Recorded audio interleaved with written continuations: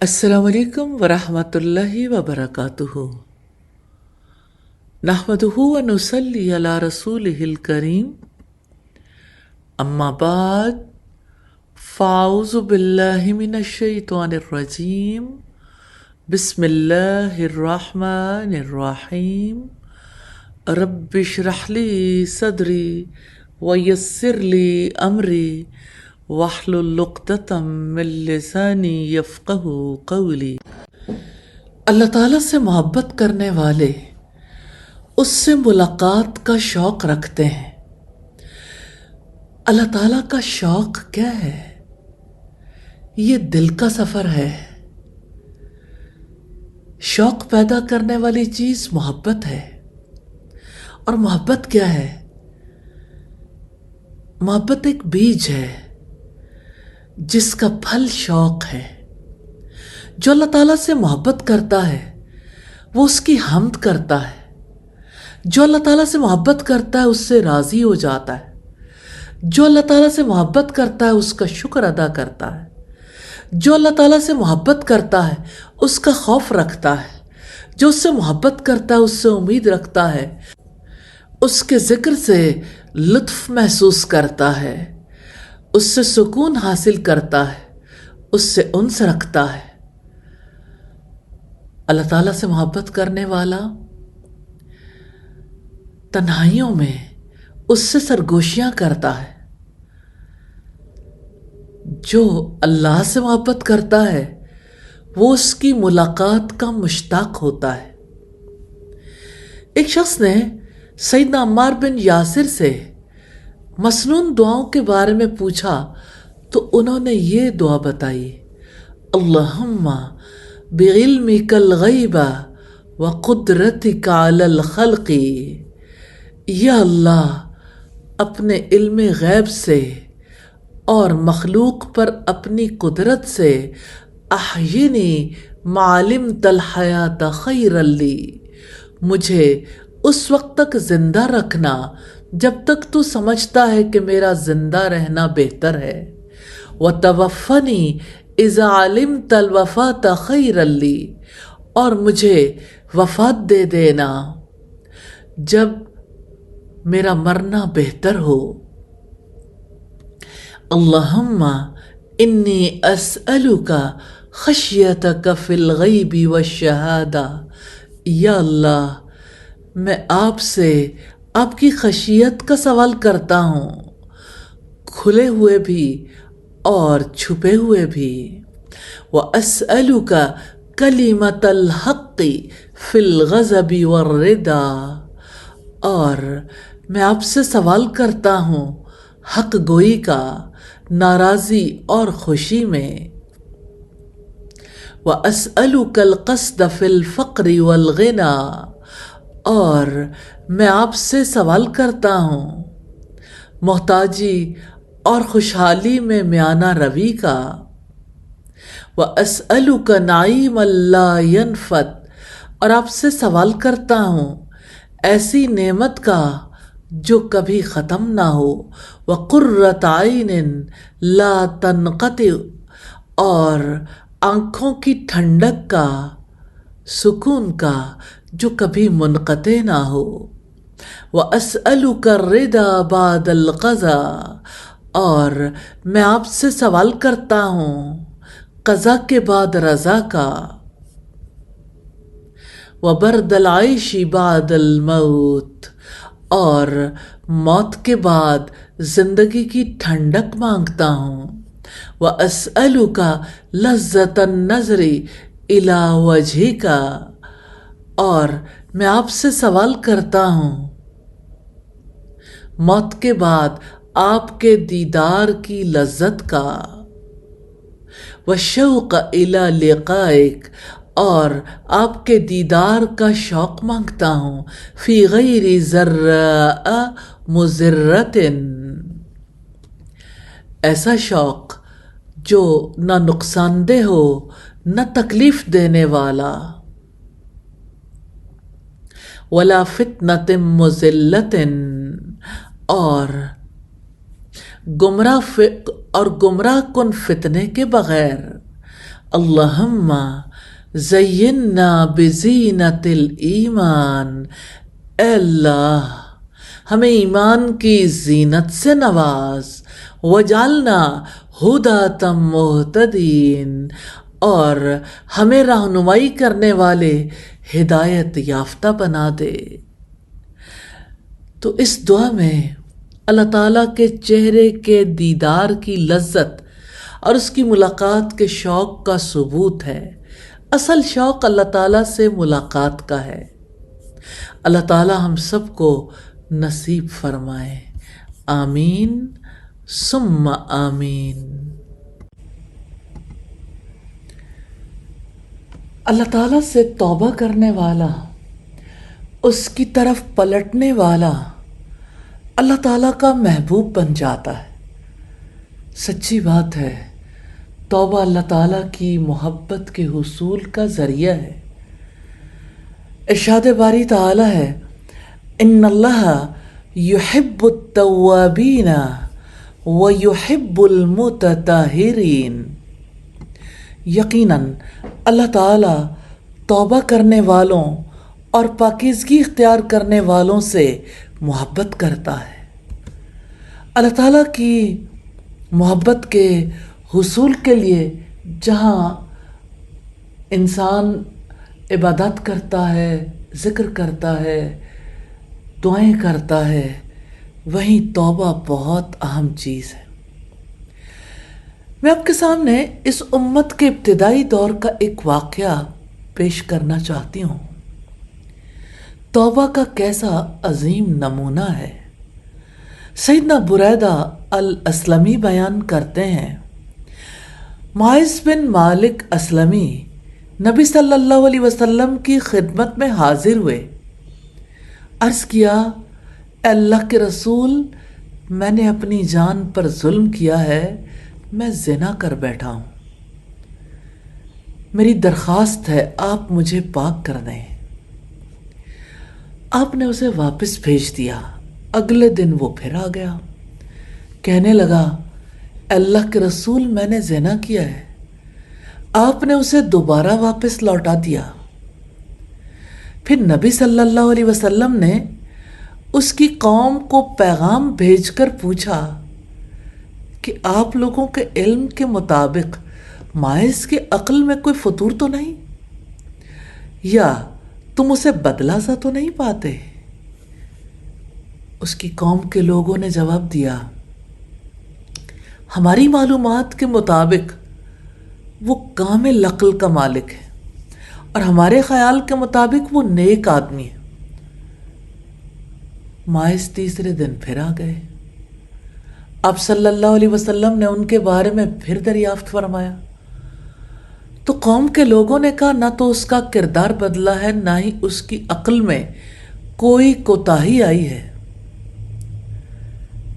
चौथे दिन अल्लाह के रसूल सल्लल्लाहु अलैहि वसल्लम के हुक्म से एक गड्ढा खोदा गया। फिर आप सल्लल्लाहु अलैहि वसल्लम ने हुक्म दिया और उन्हें संगसार कर दिया गया। नबी सल्लल्लाहु अलैहि वसल्लम ने फरमाया, माइस ने ऐसी तौबा की है, अगर उसे एक कौम पर तकसीम कर दिया जाए तो सबके लिए काफ़ी हो जाए। ये सही मुस्लिम की रिवायत है 4431 नंबर पर। आप अंदाज़ा कर सकते हैं, इंसान इतने बड़े गुनाह के बाद भी रब की तरफ लौट सकता है, तौबा का दरवाज़ा खुला है। और आप इमेजिन करें, एक शख्स जानता है कि मेरी सज़ा स्टोनिंग है, रजम है, इसके बावजूद वो अपने मामले को कैसे अल्लाह के रसूल सल्लल्लाहु अलैहि वसल्लम के सामने रखता। कोई गवाह भी नहीं, बताने वाला नहीं है, लेकिन पाक होना चाहते हैं। हाँ, ये है इस्लाम की सच्ची रूह। जियो पाक जिंदगी। अल्लाह ताला हम सबको तौफीक अता फरमाए। आमीन सुम्मा आमीन। रब्बे करीम से मोहब्बत करने वाले हमेशा उसका साथ चाहते हैं। आज मैं ایک ایسی حدیث آپ کو سناؤں گی جس میں بندہ اور رب ساتھ ساتھ ہیں. صحیح حدیث ہے اور امام بخاری نے اسے کتاب الرقاق میں نقل کیا ہے 6502 نمبر پر. قال رسول اللہ صلی اللہ علیہ وسلم، اللہ کے رسول صلی اللہ علیہ وسلم نے فرمایا، ان اللہ قال من عادى لی ولیا فقد آذنتہ بالحرب. جس نے میرے کسی ولی سے دشمنی رکھی میرا اس کے خلاف اعلان جنگ ہے. وما تقرب الی عبدی بشیء احب الی مما افترضتہ علیہ. اور سیدنا ابو ہریرہ سے مروی ہے کہ اللہ کے رسول صلی اللہ علیہ وسلم نے فرمایا، اللہ جل شانہ فرماتے ہیں، جو شخص میرے کسی ولی سے دشمنی رکھے گا میں اس کو یہ خبر کیے دیتا ہوں کہ میں اس سے لڑوں گا، اور میرا بندہ جن جن عبادتوں سے میرا قرب حاصل کرتا ہے ان میں کوئی بھی عبادت مجھے اس عبادت سے زیادہ پسند نہیں ہے جو میں نے اس پر فرض کی ہے. یعنی نفلی امور سے زیادہ فرائض پسند ہیں. وما یزال عبدی یتقرب الی بالنوافل حتی احبہ. اور میرا بندہ برابر نفل عبادات کے ذریعے سے میرا قرب حاصل کرنے کی کوشش کرتا رہتا ہے، اور اس کوشش میں نتیجہ کیا نکلتا ہے؟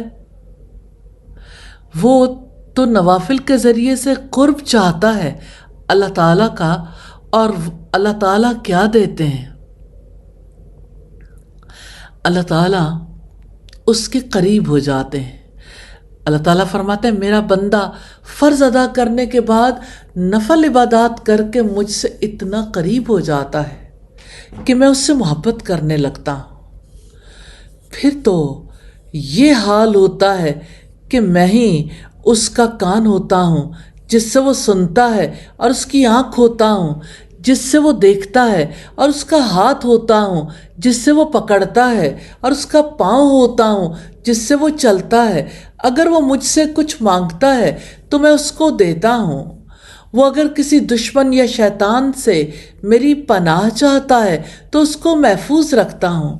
اور مجھے کسی کام کو جس کو میں کرنا چاہتا ہوں اس میں اتنا تردد نہیں ہوتا جتنا اپنے مسلمان بندے کی جان نکالنے میں ہوتا ہے. وہ تو موت کو جسمانی تکلیف کی وجہ سے برا سمجھتا ہے، اور مجھے تو اسے تکلیف دینا ہی برا لگتا ہے. تو نوافل کے ذریعے سے اللہ تعالیٰ کا قرب حاصل کرنے کی کوشش کرنی ہے، لیکن فرائض کی ادائیگی اللہ تعالیٰ کو زیادہ محبوب ہے. ہاں، اگر ثواب کی امید رکھ کر فرائض کے ساتھ ساتھ نوافل بھی ادا کریں تو فرائض کی وقت بہت بڑھ جاتی ہے. اسی وجہ سے نوافل اللہ تعالیٰ کو محبوب لگتے ہیں اور اس کا قرب حاصل کرنے کا ذریعہ بنتے ہیں. اس حدیث سے ہمیں یہ پتہ چلتا ہے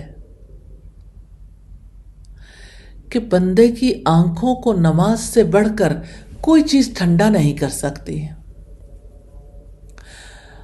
نبی صلی اللہ علیہ وسلم نے فرمایا، حبب الی من دنیاکم النساء والطیب وجعلت قرۃ عینی فی الصلاۃ. مجھے تمہاری دنیا سے عورتیں اور خوشبو ہی پیاری ہے، اور میری آنکھوں کی ٹھنڈک نماز میں رکھی گئی ہے. تو جس چیز میں آنکھوں کی ٹھنڈک رکھ دی جائے اسے چھوڑنے کی کبھی خواہش دل کے اندر نہیں پیدا ہو سکتی. اللہ تعالی ہمیں ایسے اعمال کرنے کی توفیق دے کہ وہ راضی ہو جائے. آمین ثم آمین. اللہ تعالیٰ سے محبت کرنے والے 5 اوقات میں اللہ تعالیٰ کے لیے ملنے والی کال اذان کے وقت بے حد خوش ہوتے ہیں۔ یہ اذان کیا ہے؟ بلاوا ہے۔ یہ اذان کیا ہے؟ اعلان ہے۔ اذان کیا ہے؟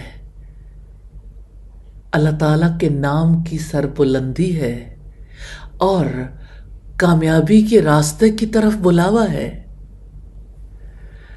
اذان کے وقت ایک مومن کیسے اپنے رب کے گرد گھومتا ہے۔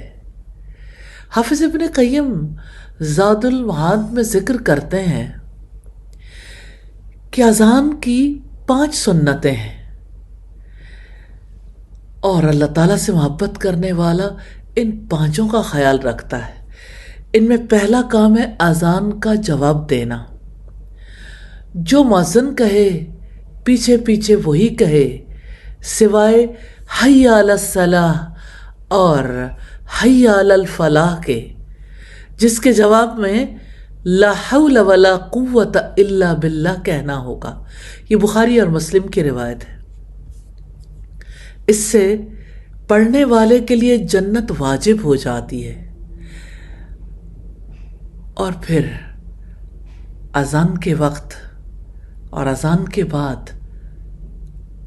اللہ تعالیٰ سے محبت کرنے والا کیا کرتا ہے؟ یہ دعا کرتا ہے، وَأَنَا أَشْهَدُ أَن لَا إِلَهَ إِلَّا اللَّهُ وَأَنَّ مُحَمَّدًا رَسُولُ اللَّهِ رَضِيتُ بِاللَّهِ رَبًّا وَبِالْإِسْلَامِ دِينًا وَبِمُحَمَّدٍ رَسُولًا۔ اس دعا کی فضیلت میں مسلم کی حدیث ہے کہ پڑھنے والے کے گناہ معاف کر دیے جاتے ہیں۔ اللہ تعالیٰ کے گرد گھومنے والا، جس کی سوچ، جس کی گفتگو، جس کے اعضاء کا عمل، سب کچھ اللہ تعالیٰ کی طرف رخ کیے ہوئے ہے، وہ اذان کے بعد درود پڑھتا ہے، درود ابراہیمی۔ نبی صلی اللہ علیہ وسلم نے فرمایا، جب تم مؤذن کو سنو تو اب بھی اسی طرح کہو جیسے وہ کہتا ہے، پھر مجھ پر درود پڑھو، کیونکہ جو مجھ پر ایک بار درود بھیجتا ہے اللہ تعالیٰ اس پر 10 مرتبہ رحمتیں بھیجتا ہے، یا 10 مرتبہ اس کی فرشتوں میں تعریف کرتا ہے۔ اور درود پڑھنے کے بعد یہ دعا اللہ تعالیٰ سے محبت کرنے والے ہر اذان کے موقع پر اذان کے بعد یہ دعا کرتے ہیں، اللہم رب هذه الدعوة التامة والصلاة القائمة آت محمدا الوسيلة والفضيلة وابعثه مقاما محمودا الذي وعدته۔ جو یہ دعا کرتا ہے اس کے لیے نبی صلی اللہ علیہ وسلم کی شفاعت واجب ہو جاتی ہے۔ اذان کے بعد دعا کرنا، اللہ تعالیٰ سے اس کا فضل طلب کرنا، یہ محبت کرنے والے کا کام ہے، یہ قبولیت کا وقت ہے۔ اذان کے ساتھ ہی محبت کرنے والے کی گھڑیاں نماز کے انتظار میں گزرتی ہیں۔ جو ہی نماز کا وقت آتا ہے تو نماز کے لیے اقامت کہی جاتی ہے۔ محبتوں کا یہ بھی عجیب منظر ہے، ادھر اقامت کہی جا رہی ہے اور پیچھے پیچھے وہی الفاظ دہرانے کا سلسلہ جاری ہے، سوائے حی علی الصلاح اور حی علی الفلاح کے۔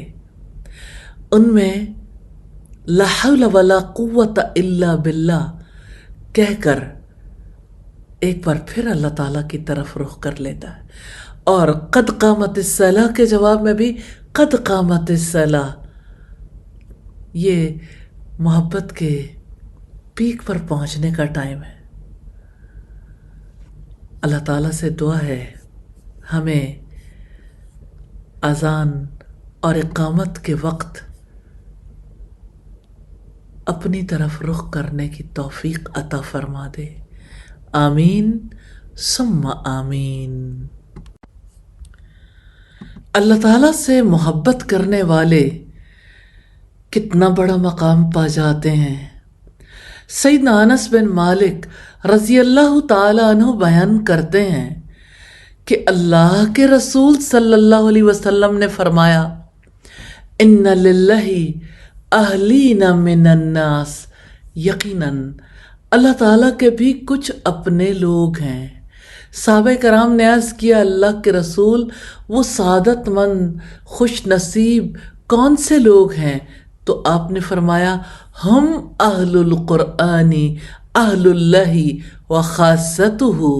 وہ قرآن والے ہیں، وہی اللہ تعالیٰ کے اپنے اور اس کے خاص لوگ ہیں. قرآن سے محبت کرنے والے کتنا بڑا مقام پا جاتے ہیں. اللہ تعالیٰ انہیں اپنے گھر والے قرار دیتے ہیں. ابو عبداللہ بن بشر القطان کہتے ہیں کہ میں نے ابو سہل بن زیاد سے زیادہ اچھا قرآن پڑھتے کوئی نہیں دیکھا.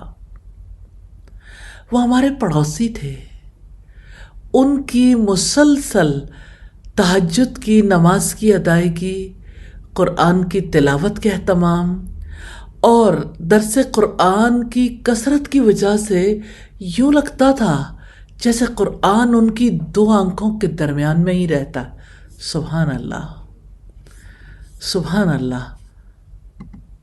محبت کرنی ہے، قرآن حکیم سے محبت کرنی ہے.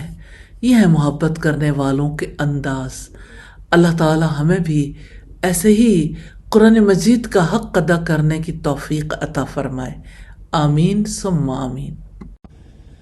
انسان جس سے محبت کرتا ہے اس کی سوچ، اس کا ہر عمل، اس کی پوری زندگی اسی کے گرد گھومتی ہے. اللہ تعالیٰ سے محبت کرنے والوں کی زندگی اللہ تعالیٰ کے گرد گھومتی ہے.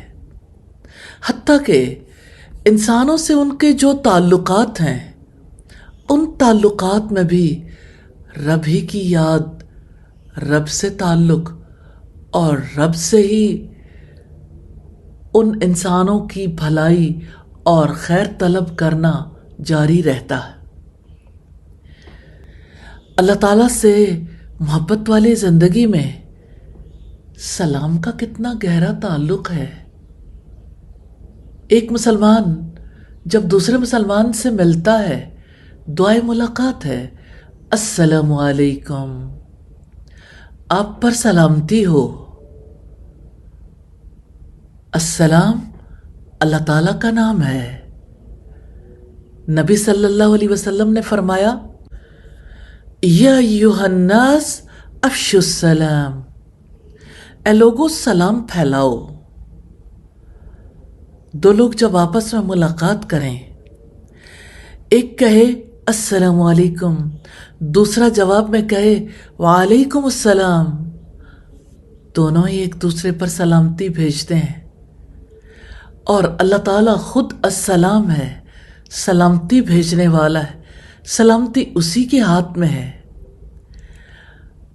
سلامتی کی دعا ایک طرف اپنے مومن بھائیوں کے ساتھ خیر خواہی بھی ہے اور دوسری طرف اللہ تعالیٰ کے ساتھ گہرے تعلق کا اظہار بھی ہے. ایسے ہی ایک مومن کو زندگی گزارنی ہے جس میں رب سے ناطہ جڑا ہوا ہو اور انسانوں کا بھلا چاہنے والا ہو. ایک شخص جب دوسرے کو کہتا ہے السلام علیکم تو یہ میسج دیتا ہے میں تمہیں سلامت دیکھنا چاہتا ہوں، اور خود کو وہ اس بات کا پابند بناتا ہے کہ کسی سے सलामती के सिवा और किसी सलूक का तजर्बा ना हो। अस्सलाम वालेकुम कहना बाउसूल ज़िंदगी गुजारने का एक अहद है। ये अहद रब के साथ है और ये अनाउंसमेंट इंसानों के लिए है कि मेरा सलूक आपके साथ वैसा ही होगा जैसा अस्सलाम चाहता है। सलामती और खैरखाही वाला अल्लाह ताला हमें हमेशा दूसरों के लिए खैरखा बना दे और हमें अपनी मोहब्बत नसीब कर दे, हमें अस्सलाम से गहरा ताल्लुक़ नसीब कर दे। आमीन सुम्मा आमीन। ज़िंदगी में कभी ऐसा होता है कि इंसान को मुसीबतें, बदबख्तियाँ घेर लेती हैं। कभी ऐसा होता है कि इंसान दुश्मनों में घिर जाता है। दुश्मन उसकी तकलीफ़ से, मुसीबत से खुश होते हैं। ऐसे में कोई क्या करे? अल्लाह ताला से मोहब्बत करने वाले तो अल्लाह ताला ही से दुआ करते हैं।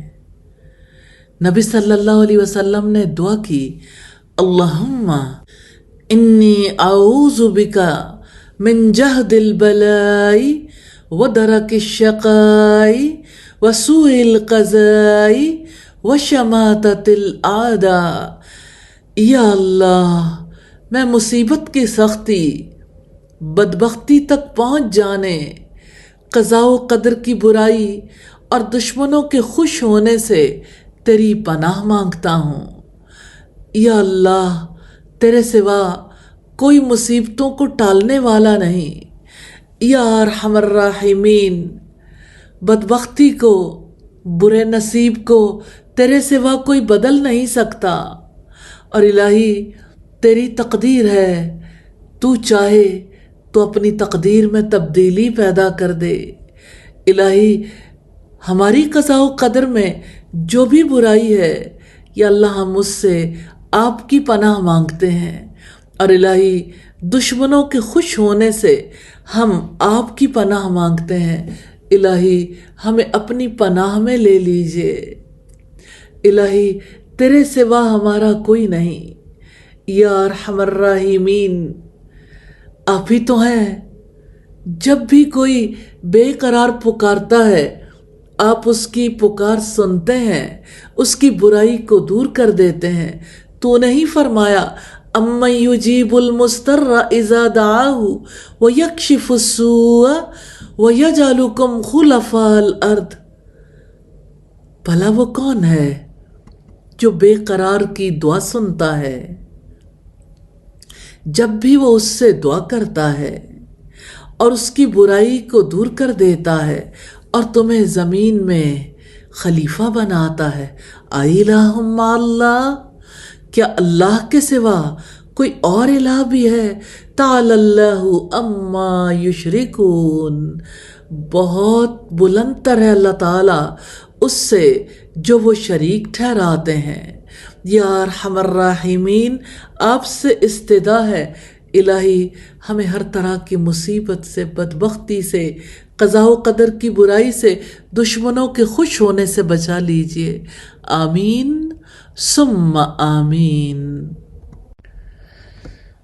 अल्लाह ताला से मोहब्बत की निशानियाँ भी अजीब हैं। अल्लाह ताला से मोहब्बत का रंग झलकता है वालिदैन से मोहब्बत में। है ना अजीब बात? मोहब्बत तो अपने वालिदैन की है भाई, उनसे खून का रिश्ता है, उन्होंने अपनी ज़िंदगी गलाई है। उस मोहब्बत से रब की मोहब्बत कैसे मिलती है? वालिदैन की मोहब्बत अल्लाह ताला की मोहब्बत की निशानी कैसे है? वालिदैन की इताअत का, वालिदैन की खिदमत का, वालिदैन से मोहब्बत का जहानों के बादशाह ने हुक्म दिया है। इसलिए इंसान को والدین کی شفقت یاد رکھنی چاہیے، اور جتنا انہوں نے تربیت کے لیے محنت کی ہے اس محنت کو بھی مد نظر رکھنا چاہیے تاکہ ان سے اچھا سلوک کر سکیں۔ میں ایک ایسا واقعہ آپ کے سامنے رکھنا چاہتی ہوں جو آپ صلی اللہ علیہ وسلم نے لوگوں کے سامنے پیش کیا۔ بنی اسرائیل کا واقعہ ہے۔ 3 لوگ جو غار میں پھنس گئے تھے، انہوں نے اللہ تعالیٰ سے دعا کی تھی اپنی اپنی نیکیوں کو اللہ تعالیٰ کے سامنے پیش کر کے۔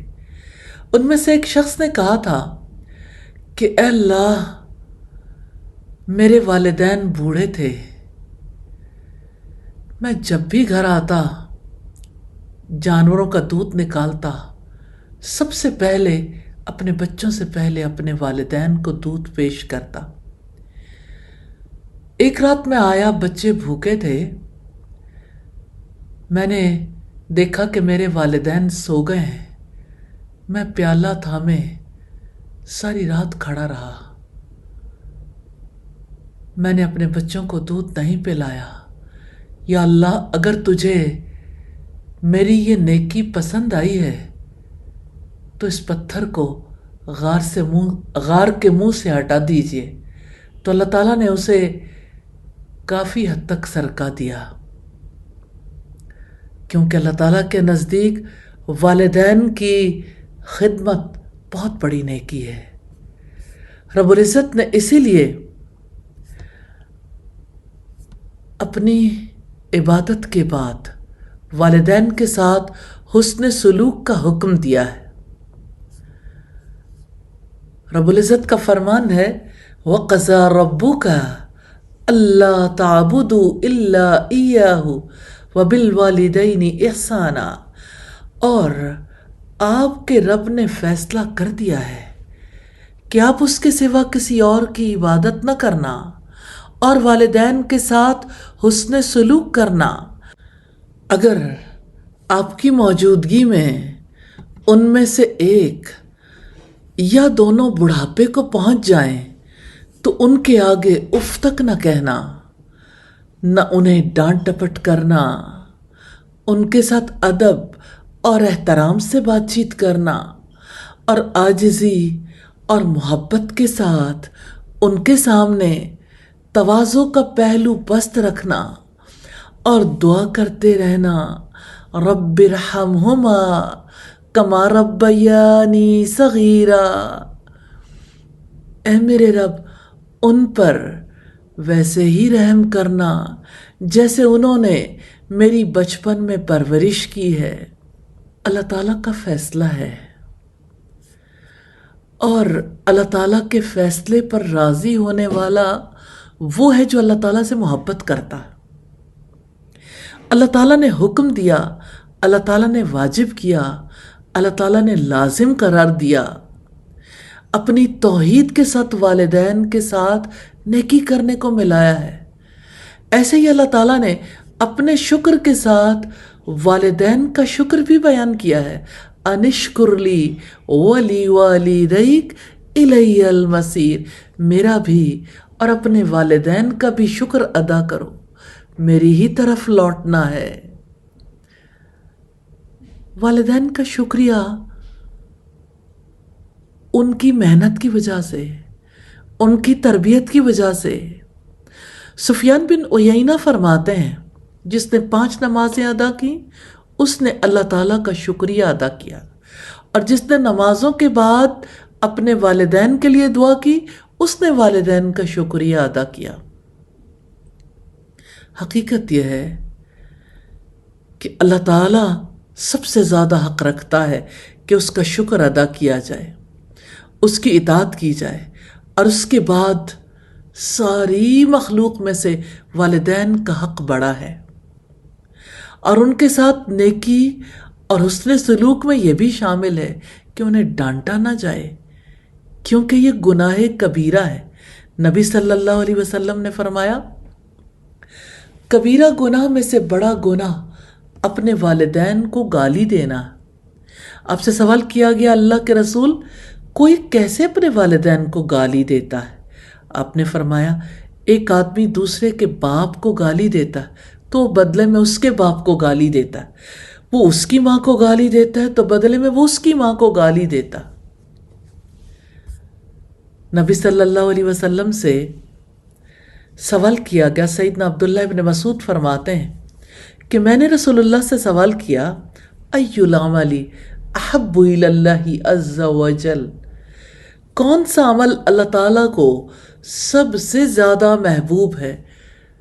آپ نے جواب دیا الصلاۃ علی وقتہا، نماز وقت پر ادا کرنا۔ قال ثم ایو، انہوں نے کہا پھر کون سا؟ قال ثم بر الوالدین، پھر والدین کے ساتھ حسن سلوک کرنا۔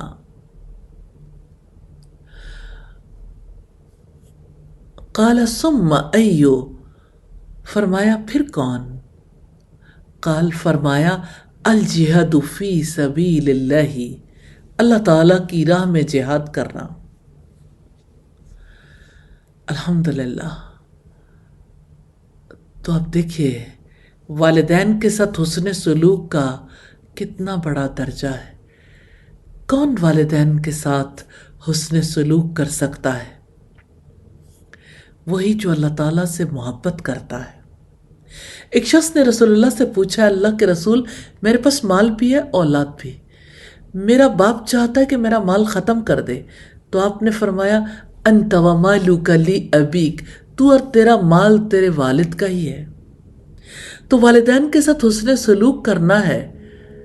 موت کے بعد بھی نیکی ہو سکتی ہے کہ ان کی نماز جنازہ پڑھی جائے، ان کے لیے مغفرت مانگی جائے، ان کے وعدوں کو پورا کیا جائے، ان کے دوستوں کی عزت اور تکریم کی جائے، اس رشتہ داری کو بھی جوڑا جائے جس کا تعلق ان کی وجہ سے ہے۔ اور ان کے ساتھ نیکی میں یہ بات بھی شامل ہے کہ والدین کے ساتھ ہمیشہ نرم گفتگو کی جائے، احترام والی، ہر عیب سے صاف اور پاک۔ نبی صلی اللہ علیہ وسلم نے فرمایا اس کی ناک خاک آلود ہو، اس کی ناک خاک آلود ہو، اس کی ناک خاک آلود ہو۔ سوال ہوا اللہ کے رسول کس کی؟ آپ نے فرمایا جس نے اپنے والدین کو یا ان میں سے کسی ایک کو بڑھاپے میں پایا اور ان کی خدمت کر کے جنت میں داخل نہیں ہو سکا۔ والدین حیات ہوں، موقع غنیمت ہے، کہیں ایسا نہ ہو کہ وفات کی وجہ سے نیکی کا موقع ہی کھو دیں۔ والدین کے ساتھ اس طرح سے پیش آنا چاہیے جیسے غلام آقا کے سامنے سر نگوں ہوتا ہے، کیونکہ والدین اس وقت نیکی کرتے رہے جب بچہ محتاج ہوتا ہے اور بچے کو اپنے اوپر ترجیح دیتے رہے، اسے کھانا کھلاتے رہے، خود بھوکے رہے، اسے کپڑے پہناتے رہے، خود اپنے آپ کو اپنے بچے سے ہمیشہ پیچھے کرتے رہے۔ اللہ تعالیٰ سے دعا ہے ہمیں اپنی محبت کے لیے والدین کی خدمت کرنے، اطاعت کرنے کی توفیق عطا فرمائے، اور جن کے والدین جہان سے چلے گئے انہیں توفیق دینا کہ اپنے والدین کے لیے صدقہ جاریہ کے کام کر سکیں۔ آمین ثم آمین۔ اللہ سبحانہ و تعالی سے سچی محبت کرنے والوں میں سیدنا موسیٰ علیہ السلام کا مقام کتنا بلند ہے۔ سیدنا موسیٰ علیہ السلام اللہ تعالیٰ کے وہ پیغمبر ہیں جن سے اس نے کلام کیا، جن کو اس نے طور پر بلایا، جنہیں تورات عطا کی، جن کے لیے اللہ تعالیٰ نے کیسا راستہ منتخب کیا تھا۔ ساری قوم کے بچے ان کی وجہ سے قتل کیے جاتے رہے، کیونکہ فرعونیوں کو خطرہ تھا کہ بنی اسرائیل میں سے ایک ایسا فرد اٹھنے والا ہے جو اس اقتدار کو برباد کر دے گا، اور پھر اللہ کی قدرت دریائے نیل سے ہوتے ہوئے کیسے موسیٰ علیہ السلام کو فرعون کے محل کے دروازے تک پہنچا دیا گیا، پھر فرعون کے محل کے اندر رہنے لگے، اور کس طرح ان کی والدہ ہی ان کو دودھ پلانے کے لیے گھر لے گئیں، پھر کس طرح فرعون کے محل میں انہوں نے اپنی زندگی کے ایک برس گزارے، اور پھر ایک قبطی کا قتل ہو گیا تو مدین کی طرف چلے گئے۔ آلموسٹ 8-10 سال مدین رہے اور پھر واپس لوٹے، اور اللہ تعالیٰ سے ملاقات ہوئی۔ گئے تو تھے آگ لینے کے لیے، راستہ پوچھنے کے لیے، اور اللہ تعالیٰ کا راستہ مل گیا، سبحان اللہ۔ اور اللہ تعالیٰ نے اس موقع پر اپنا تعارف کروایا اور انہیں یہ سمجھایا کہ اللہ تعالیٰ کے ہاں رسول ڈرا نہیں کرتے، اور انہیں ایک بڑے مشن پر بھیجا کہ جاؤ فرعون کے پاس، وہ سرکش ہو گیا ہے۔ تو جب سیدنا موسیٰ علیہ السلام اللہ تعالیٰ کے حکم سے فرعون کے دربار میں پہنچے تو فرعون نے ان سے پوچھا، تمہیں کس نے بھیجا ہے؟ سیدنا موسیٰ علیہ السلام نے جواب دیا، رب العالمین نے۔ کہنے لگا، کوئی نشانی دکھا سکتے ہو؟ موسیٰ علیہ السلام نے عصا پھینکا تو اژدہا بن گیا، ہاتھ بغل سے نکالا تو چمکتا ہوا ہاتھ سب کے سامنے تھا۔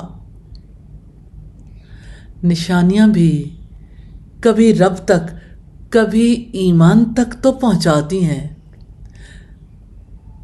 سبحان اللہ، کیونکہ عقل عاجز آ جاتی ہے، لیکن دل کے اندر محبت نہیں ہوتی، دل یقین نہیں کرتا۔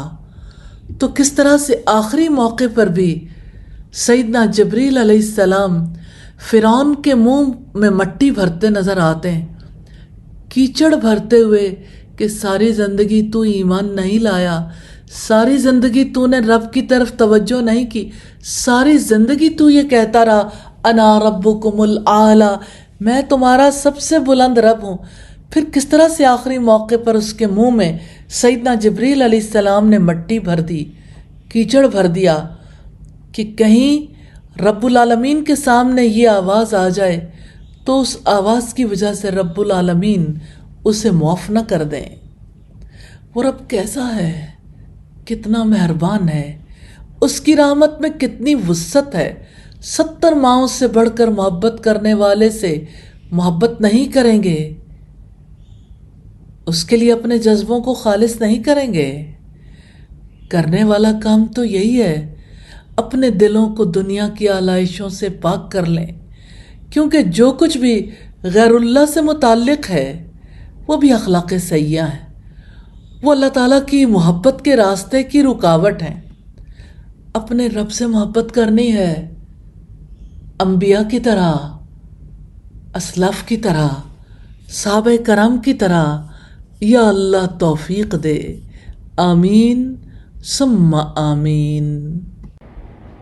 سبحانک اللہم وبحمدک، نشہد ان لا الہ الا انت، نستغفرک ونتوب الیک۔ السلام علیکم ورحمۃ اللہ وبرکاتہ۔